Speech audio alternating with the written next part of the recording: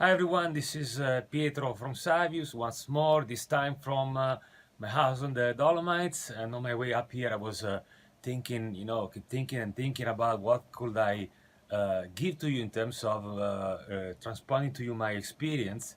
And of course, one of the things that struck me the most during my path to become a trader is how to deal with stop losses. So I jot down a few notes, and so I want to share with you a few thoughts about stop losses. First of all, how do you to pick up your stop loss? I would say that a good rule of thumb is to start by deciding if your stop loss should be monetary or technical. Of course, in my view, your stop loss should first of all be a technical stop loss, and then you should be able to conjugate your monetary stop with your technical stop and not vice versa. Otherwise, you end up getting into a trade that you shouldn't be dealing with in first place, and you don't have the money to afford that trade, and you deal with it in a wrong way. So first of all, start by your technical side, and then if the money management plan is in agreement with the trade, then you can do it, you proceed. Otherwise, you just skip. There will be another opportunity. One good trick to get into a trade that you cannot actually afford is to go into a smaller time frame, and in case you cannot, for example, deal with a technical stop on an hourly time frame, you can go on a lower time frame and see maybe on a 10 minutes or on a 5 minutes you will have your chance to get into the same trade with a smaller risk. There is also, of course, be careful as usual when we talk about smaller time frames. Smaller time frame are technical paths are less meaningful, so at the end you should be careful where you place your stop also in that terms. Of course, also try to evaluate the type of market you're dealing with in terms of leverage of the market, value per tick, and in terms of volatility. If you deal with mini Dow, it's a totally different market than silver, for example, or copper, or live cattle, or DAX, So these different symbols, these different future symbols have a different leverage. So try to pick up the right one for you. Don't overtrade with leverage, because to be in your comfort zone, you should be always trading with smaller leverage that you feel comfortable with. So if you feel comfortable in trading with $10 per tick, try to deal with $5 per tick. It's better. You feel more relaxed and you trade better. So that is tip number one. We go to tip number two. You normally wait, in your trade, and you're waiting for a correction to get out of your original trade, and you keep moving your stop up or down, and sometimes the correction just doesn't happen. Some days are monodirectional. We had a day, I think it was yesterday, it was Friday, last Friday, on Nasdaq. Nasdaq went up 135 points, and if you were short, you didn't really have a good chance to get out of your short. And it happened to me once on crude. I started shorting crude, it was up 5%, and it kept going up and up and up and up, and I was waiting for this correction to get out of my trade, and I couldn't. So how much can it go up? I don't know, you don't know either. So don't start by trying to move your stop waiting for the correction. Sometimes the correction just doesn't happen. Or maybe it happens, and when it happens, you're not there to leave the correction.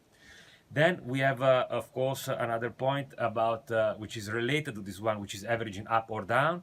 Is never a good idea. The only thing I can suggest, in my point of view, you can average your stop loss if you decide to use two bullets. So you are aware that you're trading twice your original risk, and basically you're doing two trades at once. But then if you're wrong, you have burned just twice your risk, and you're done for the day. That's a decision that you can make if it's done in a moment where you're cold-minded, and it's not an emotional driven decision. In that case, you can decide eventually to do that at least once. I wouldn't recommend it. In my view, please don't do it. It's not a good idea. Actually, it's better to pyramidize in the direction of your profit if that happens, and if you have a plan to do it. Don't improvise.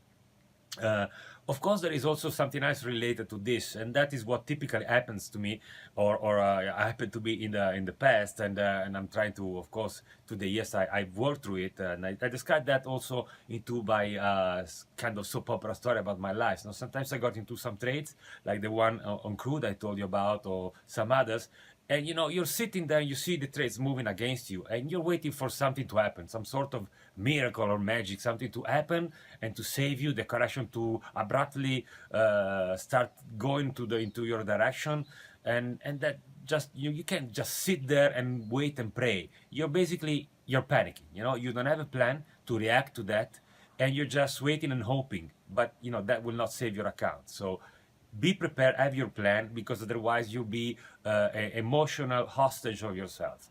So that is also, don't just sit and wait for something to happen. Just click the flat button. You just click flat and flat all, and then you think when you're colder, and maybe you take a break, and then you see what happens. And there is always an opportunity in the market. So that's sort of being paralyzed and freezing is linked to the idea of not being able to accept a loss, which is something that you should be working on, of course, if you want to improve on your trading path. So the fact of moving your stop, being paralyzed and waiting for the market to go against you is linked to the fact of not accepting a stop. And even the best traders have stop losses. They have negative days, they have negative weeks, negative months, negative years. So unless you're able to accept that, it's difficult for you to progress and go to the next level. As final consideration, when you place your stop and you want to resist into a trade, etc., try to analyze the deal in a larger time frame, and where the big support and resistances are, what are the fractals, what is the market telling you. That is also part of your trading plan, which I'm not going to discuss here, but please be aware of all these considerations while you're on the market. So as usual, please be safe, place your stop, be careful, follow your plan, and that's all for today, guys. I'll see you in the next video. Bye.